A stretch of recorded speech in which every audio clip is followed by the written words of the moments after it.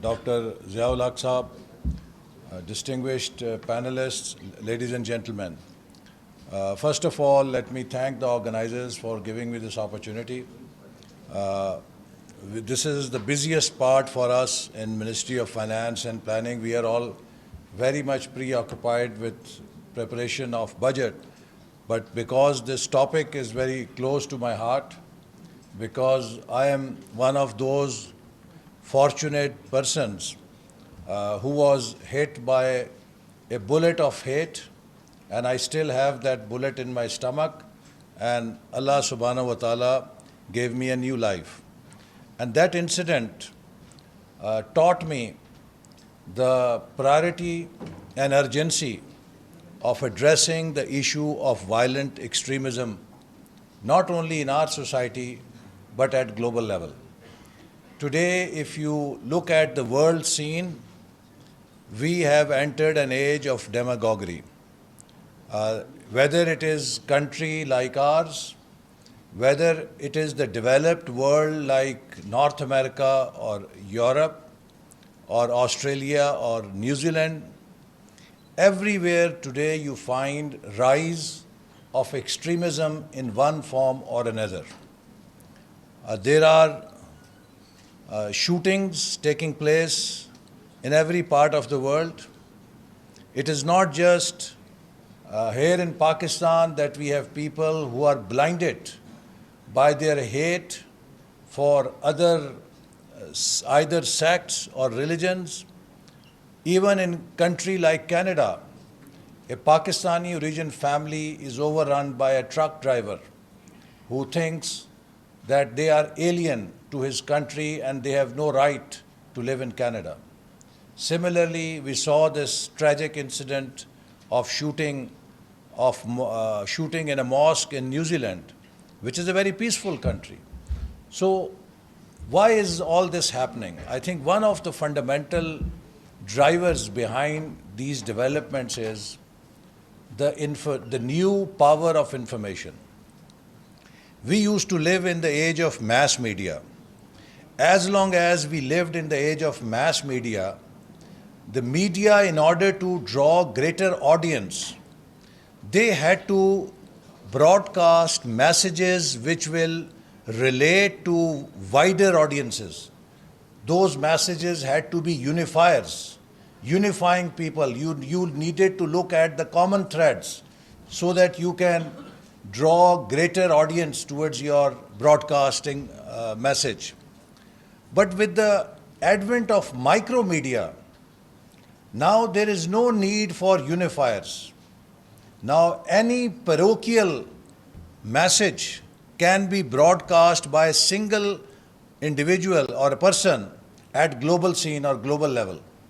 So what we see today is the proliferation of these extremist parochial messages reaching out to people and influencing them. I think one big challenge is how do we counter the spread of extremism through the new media, which is enabling each and every extremist to reach out to every person in any part of the world through social media.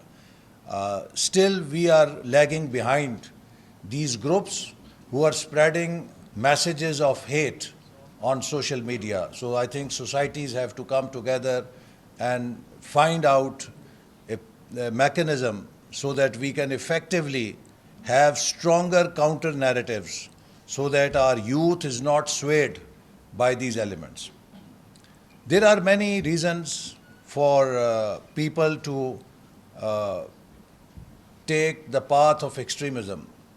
There was a conference in France once I attended, and people from all over the world were trying to demystify or decode what it takes for someone to become an extremist. So people had different explanations. Someone said that, lack of education. Somebody said unemployment. Somebody said inequality. Someone said, lack of justice, and all different sorts of answers.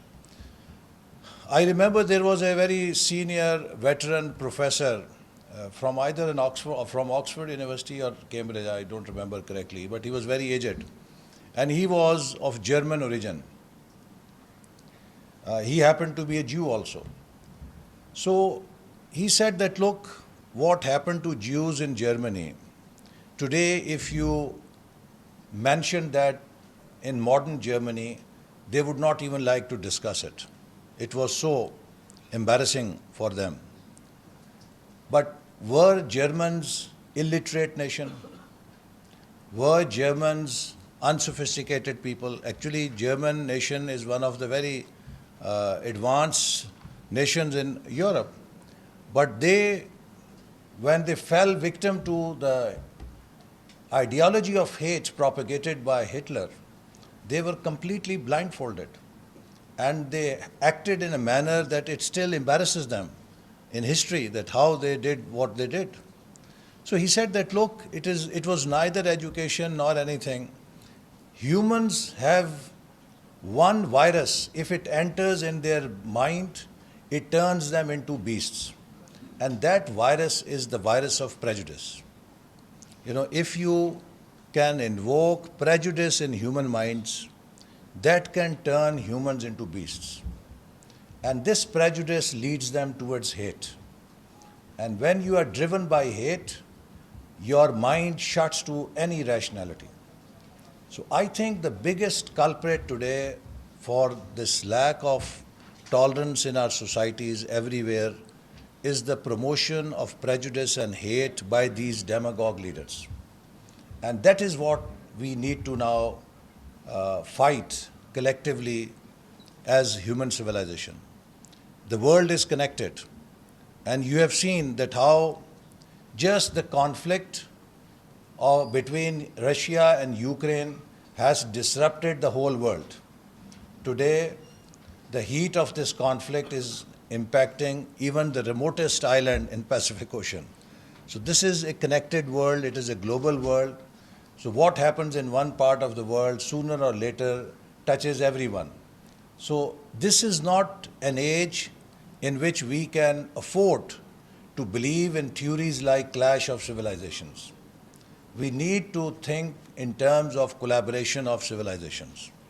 We don't only need interfaith harmony, we also need inter-civilization harmony. And that is why, you know, one of the challenges I have taken is to set up a center of excellence in which we will not only work to promote tolerance or understanding interfaith harmony, but also try to bring representatives of different civilizations together so that we can also promote global understanding so that humans can live in harmony, having different cultures, different religions, and they can have greater understanding for each other. So with these words, I would really like to compliment the organizers for bringing everyone together. Religion, as you know, it was pointed out, is a message of God which promotes peace, which wants to bring harmony in this world.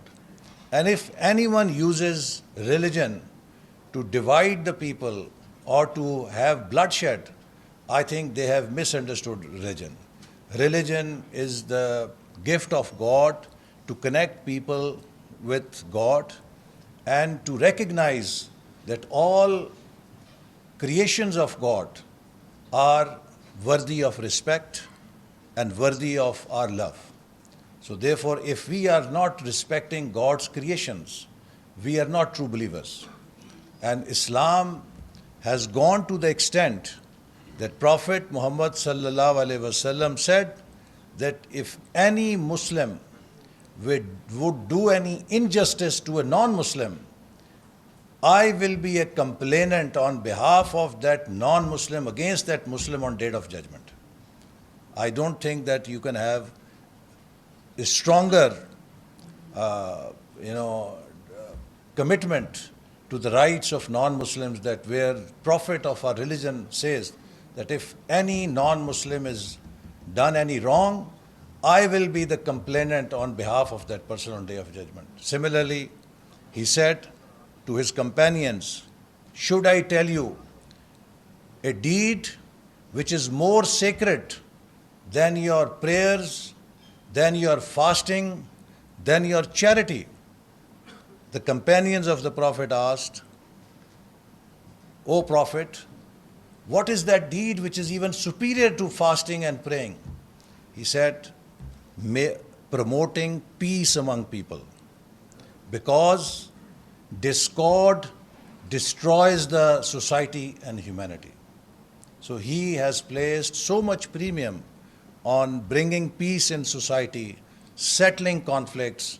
If we are not following his instructions, I think, then we are not understanding Islam in true spirit. And similarly, every faith has promoted similar teachings amongst its followers.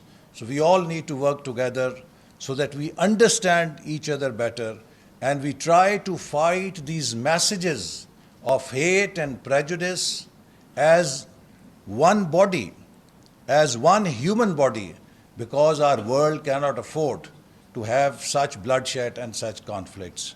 Thank you very much.